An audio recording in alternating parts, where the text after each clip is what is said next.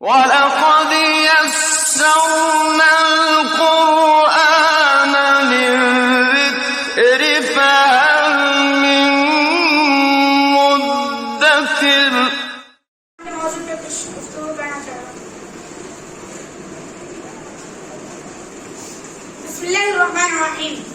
وہ زمانے میں معزز تھے مسلمان ہو گئے، وہ زمانے میں معزز تھے مسلمان ہو گئے، اور تم خوار ہوئے تاریخ قرآن ہو گئے۔ سامعین و ناظرین، السلام علیکم ورحمۃ اللہ وبرکاتہ۔ میں صالح عبداللہ اختر بن محمد توقیر اختر ریڈینٹ پبلک اسکول دھرمپور سمستی پور کی کلاس 6 کا طالب علم ہوں۔ آج میں آپ کے سامنے قرآن کے موضوع پہ کچھ گفتگو کرنا چاہتا ہوں۔ قرآن ہدیٰ ہے، اس کے متعلق اللہ سبحانہ و تعالیٰ نے قرآن مجید میں 2 جگہ ارشاد فرمایا۔ پہلی جگہ سورہ بقرہ آیت نمبر 2 میں ہدی للمتقین، ہدایت ہے ان پرہیزگار لوگوں کے لیے۔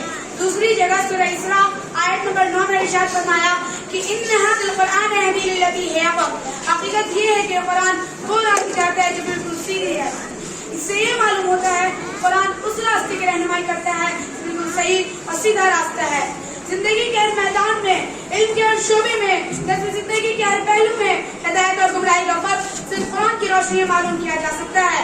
لہٰذا قرآن سے رشتہ جو ہے، قرآن پڑھیں، قرآن سمجھ کر پڑھیں، قرآن پہ غور و فکر کریں، قرآن پہ عمل کریں، اللہ کے غضب سے بچیں، اللہ کو راضی کریں، آخرت سنواریں اور جنت کو اپنا مسکن بنائیں۔